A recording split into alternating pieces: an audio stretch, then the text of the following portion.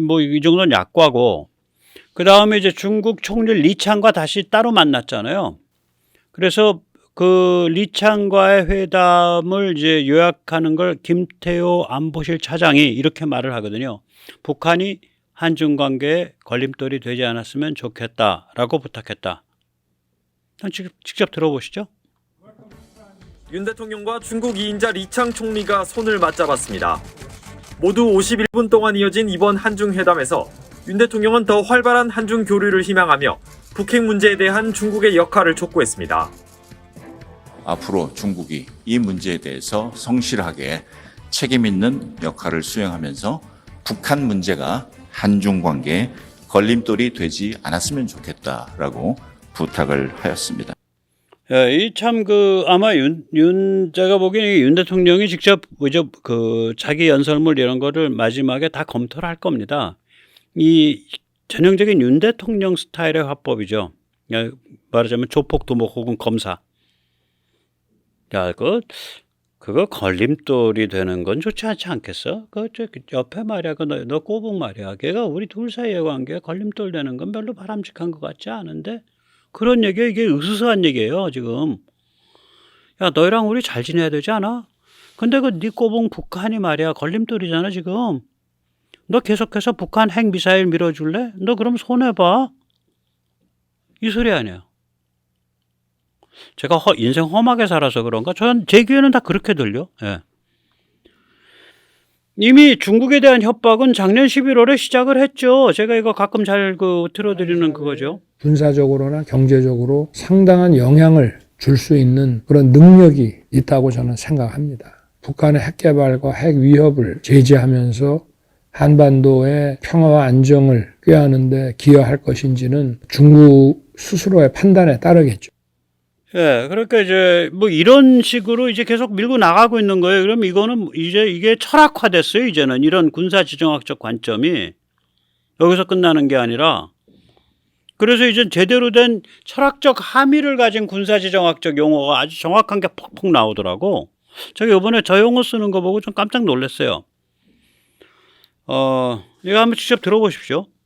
동상 여러분, 북한의 핵 미사일 개발은 중대한 유엔 안보리 결의 위반이자 세계 평화에 대한 정면 도전입니다. 오늘 회의에 참석하신 모든 국가를 겨냥하고 타격할 수 있는 실존적인 위협입니다. 북한의 핵 개발 의지보다 이를 저지하려는 국제사회의 결의가 훨씬 더 강력하다는 것을 우리가 분명히 보여주어야 합니다.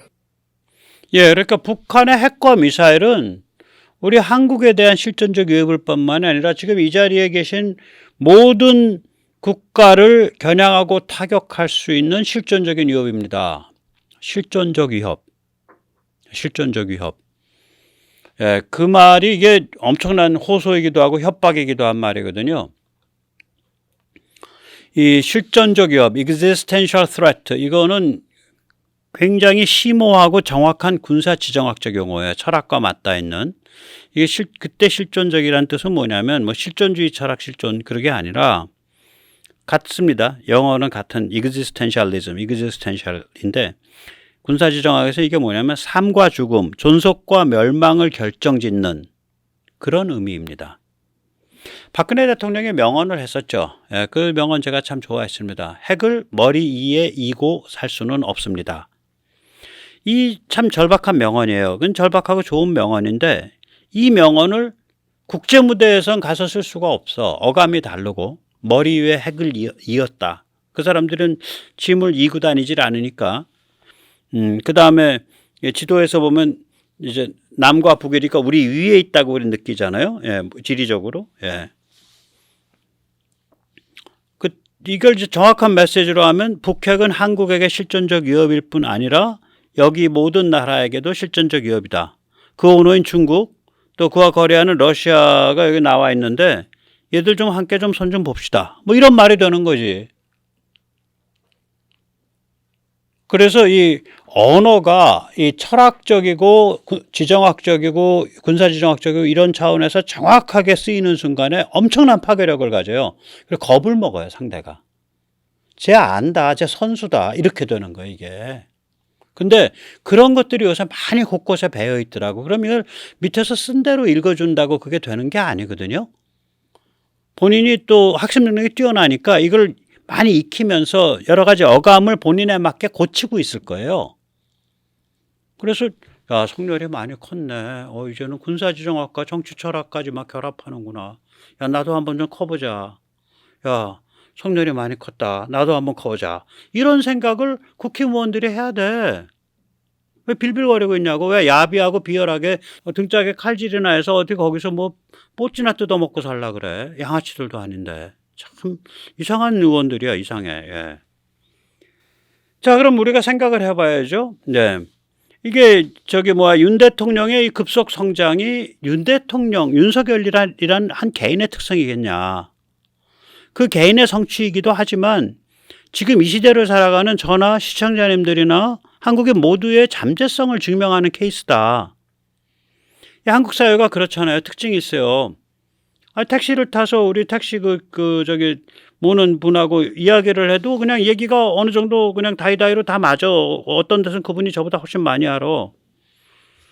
이게 한국 사람들이 다 그런 데가 있어요. 그래서 이게 한국은요, 모든 사람이, 사실상 거의 모든 사람이 글로벌 군사지정학적 통찰을 할 수 있는 사회예요. 할머니들까지. 그래서 저는 한국인의 천재성은 군사지정학에 있다. 예. 니체는 나의 천재성은 콧구멍에 있다. 나는 거짓과 진실에 대한 냄새를 잘 맡는다. 그랬고, 피터 드라카는 미국인의 천재성은 정치에 있다라 그랬어요. 저는 한국인의 천재성은 지오폴리틱스에 있다. 그러니까 군사지정학적 통찰에 있다. 한 걸음 더 나가서 한국인의 천재성은 이 군사지정학과 정치철학을 융합하는 데 있다. 이게 한국 사람들이 다 갖고 있어요. 이 유전자를, 이 문화 안에 그게 있다고. 그걸 윤석열이라는 케이스가 보여주고 있는 거예요. 그걸 윤석열이라는 케이스가 보여주고 있다는 걸 절감을 해야 되는 사람들 중에 정말 절감해야 될 사람들은 바로 국힘 정치인들입니다. 정신들 차리세요. 정신들 차려. 아유. 예, 저는 이러한 한국인이 군사지정학적 통찰과 정치철학적 통찰을 이렇게 융합한 케이스를 저는 역사적으로 2번을 보고 지금 3번째가 진행되고 있거든요. 2000년 역사 동안에.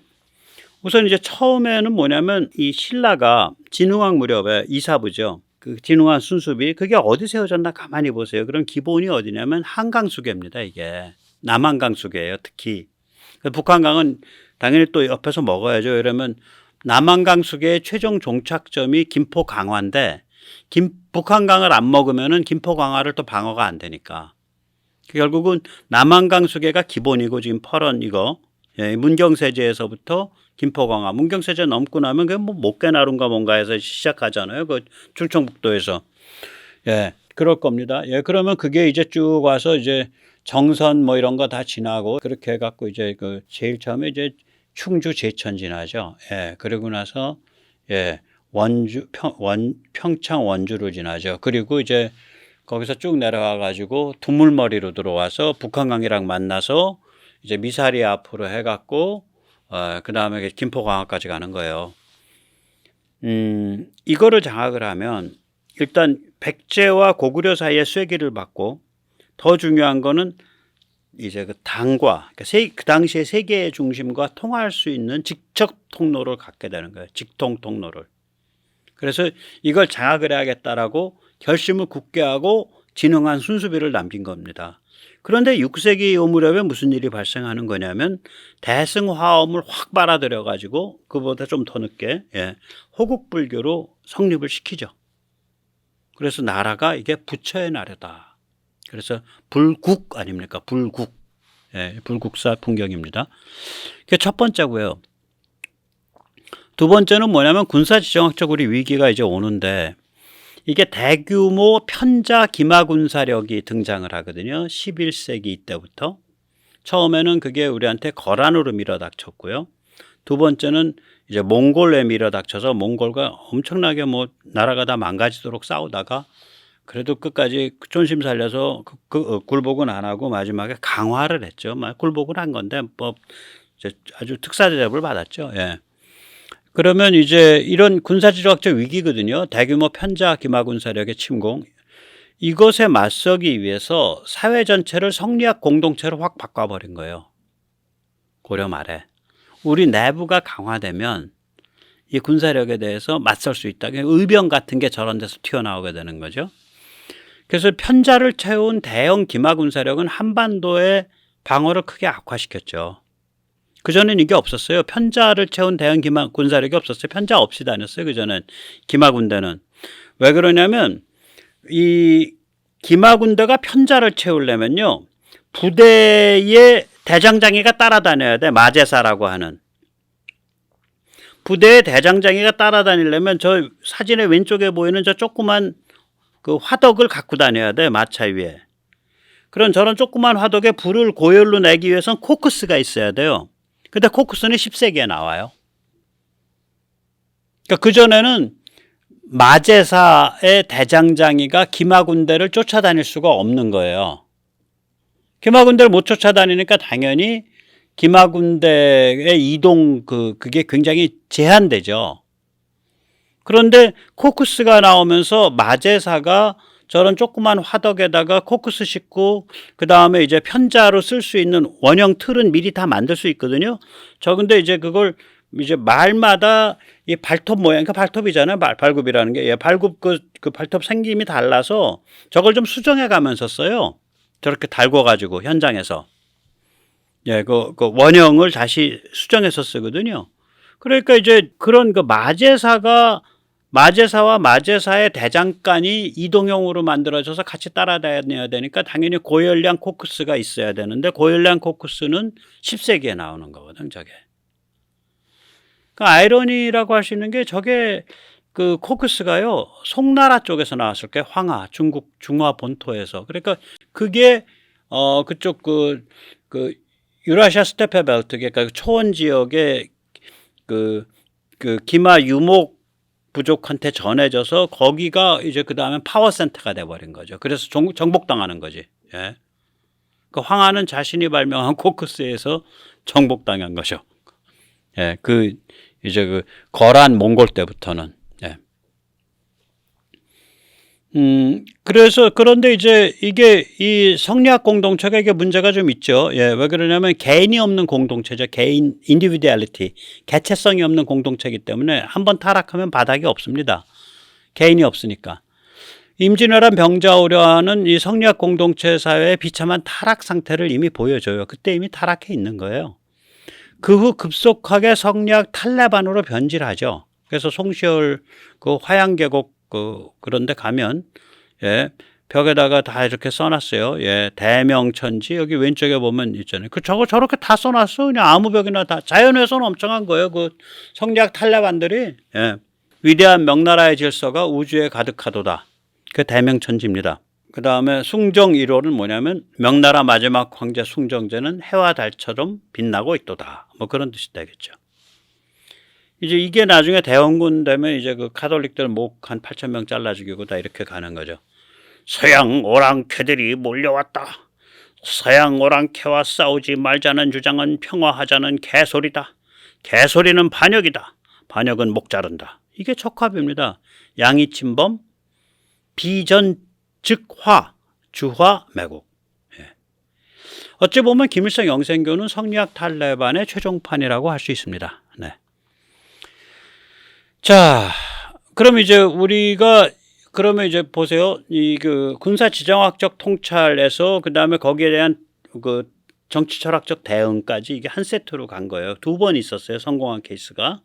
그러니까 신라 때 그 한강 수계를 장악해야 된다라는 군사 지정학적 통찰과 이제 그 호국불교 이렇게 해서 한 세트로 한번 성공을 했고요. 그 다음에 이제 거란 원 거치면서 야 이거 우리가 감당이 안 되는 예전 방식으로는 감당 안 돼.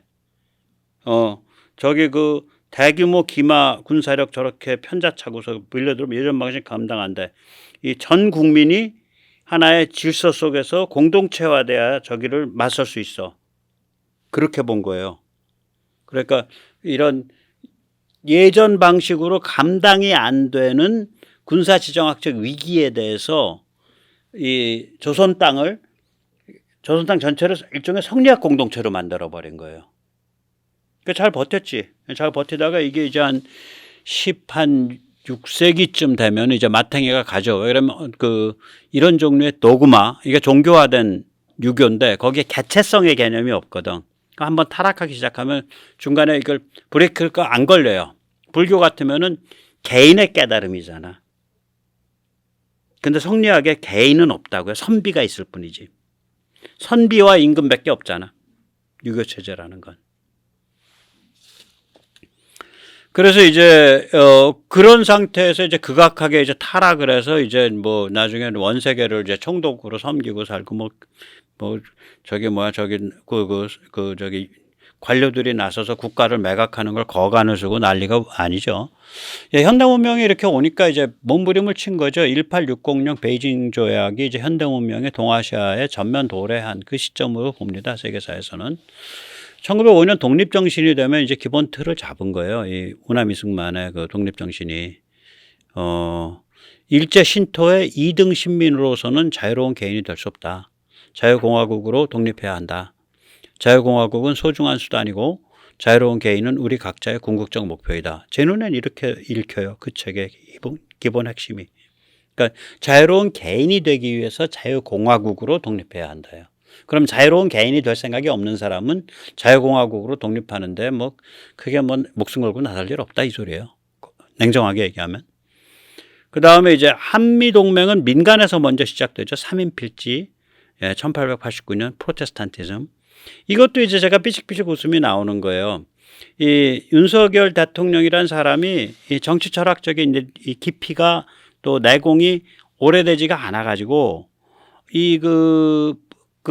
미 의회 연설을 하면서 미국 선교사를 극찬을 하는데 거기에 호모 헐버트는 싹 빠졌어. 가장 중요한 사람이.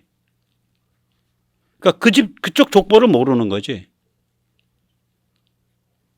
좀 아쉽더라고. 예. 그 다음에 이제 군사지정학으로 보면 대한민국은 서방 자유진영의 주요 멤버가 이미 됐습니다. 그래서 한미동맹은 한미핵동맹이 됐고요.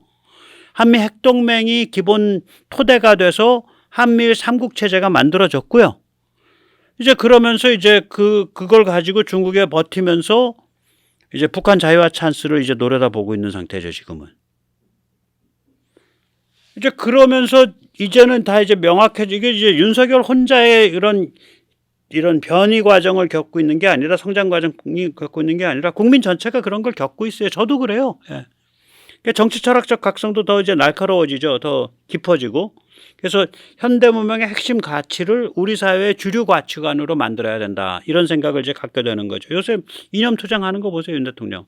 그러니까 개인, 자유, 실존적 존엄, 진실 존중, 신앙과 종교에 대한 존중, 공정시장, 민주주의. 뭐 이런 소중히 섬기는 가치의 그런 깃발들이 쫙 뜨면서 상대방을 종중, 전체주의, 카르텔 이렇게 부르기 시작하잖아요. 이거 정치 철학이 이제 깊어지는 거거든, 이게. 그래서 저는 이 윤석열 대통령이 군사지정학과 정치 철학의 융합을 지금 경험하고 있는 중이다. 저는 그렇게 생각을 해요. 그리고 이게 뭐 윤석열이란 한 사람에게만 나타나는 게 아니고 많은 한국인들이 지금 동일한 경험을 겪고 있다. 뭐 백모도 그렇고 또 시청자님들도 그렇고 참 하루하루 정신이 버쩍버쩍 드는 그런 세월 또 하루하루 눈이 맑아져가는 그런 느낌들을 받고 살아가는 사람이 한둘이 아닐 거예요, 지금. 예. 저는 좋다고 봅니다. 예. 자, 그래서 이런 어떤 각성이 여의도에도 좀 전해져서, 국회의원들도 좀 돼야 되는데, 우리가 이제 부자 되세요. 이런 말 옛날에 유행했잖아요. 그럼 싸가지 없는 말이죠. 예. 부자 되세요 하려면 나한테 돈 한 1억을 싸다 주든지 뭐 말로 때울라 그래. 예. 다 돈독이 올랐나? 예, 아니죠. 예, 아닙니다. 그렇게 하면 안 되죠. 예, 우리는 이렇게 얘기할 수 있죠. 예, 국회의원 만나면 윤석열처럼 되세요. 예, 성렬이도 하는 거 왜 의원님이 왜 못해요? 성렬이도 하잖아. 의원님 하셔야지. 검사도 군사지정학과 정치철학의 달통에 관해 지금 보니까 일반 시민들도 요새 그 증상 있어요. 예, 그 뭐 윤석열 증상이라 그래야 되나? 뭐 아무튼 일반 시민의 증상이 윤석열한테 전해진지 모르는데 아무튼 그 증상들이 있어요 요새 다들. 근데 왜 그 여의도에 다니는 사람들만 그래? 거기 동네가 물이 나쁘구만. 이런 말을 해주고 싶은 거예요. 예, 미국은 지금 이게 이제 때가 된 거예요. 미국이 일단 대중화해 50년, 지난 50년 전에 대중화해 일어났죠. 70년에 일어났으니까. 중국 사랑 30년이 지금 끝났죠. 미국이. 예. 그 다음에 미국이 이제 한국 좌빨, 제가 엊그저께 말씀드렸죠. 천기누설이라고. 한국 좌빨, 한국의 소위 진보. 그걸 뒤에서 버팀목을 서주고 울타리를 서준 게 미국이었어요. 근데 요새 뭐 좌빨 진보 노는 꼬라지 보면 미국이 뭐 그 버팀목 울타리 하겠어요? 저거 거의 중국 간첩으로 볼 텐데. 예, 그 다음에 세 번째, 미국이 자유롭고 평화로운 통일 한반도라는 용어를 처음으로 꺼냈단 말이에요. 어제도 말씀드렸는데 그 카드를 만지작거린단 말이죠. 또 한국에서도 대선혁명 이후에 한미동맹이 핵동맹으로 성장시켰고 한미동맹을 또 한미일 삼국체제의 토대를 만들었죠. 한미동맹을 성장시켜서. 예, 그래서 한미일 삼국체제가 이제 만들어졌죠. 비록 탈중국 때문에 경제가 좀 어렵지만 엄청난 체질 혁신이 진행되고 있죠. 뭐 우리가 이렇게 어려울 수밖에 없죠. 중국이 침몰하고 있고 우리 경제가 중국이랑 엮여 있고 우리가 중국이랑 관계가 안 좋은데 뭐 이거 우리가 뭐 경제가 쉽게 풀리겠어요? 예. 예, 체질 혁신이 엄청나게 진행되고 있는 겁니다. 그 와중에서 또 반도체, 배터리, 전기차, 원자력, 조선, 소재, 기계 등은 약진을 하고 있습니다. 그래서 뭐 희망이 있어요. 좋습니다. 저는. 그 다음에 그 와중에 또 이거는 돈으로 따지면 안 됩니다. 무기는. 요즘 다른 게임이에요. 미국 파트너로서, 그러니까 우리 뭐 항공무기 가지고 미국 넘어선다 이런 그 국뽕 중환자들 얘기는 잊어버리시고요. 미국 파트너로서,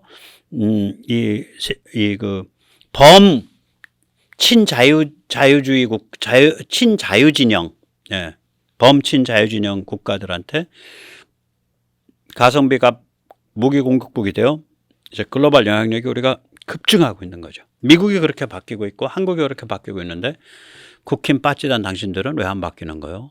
성렬이도 하는 걸 왜 당신이 못해? 예, 오늘 그렇게 말하고 싶습니다. 예, 감사합니다.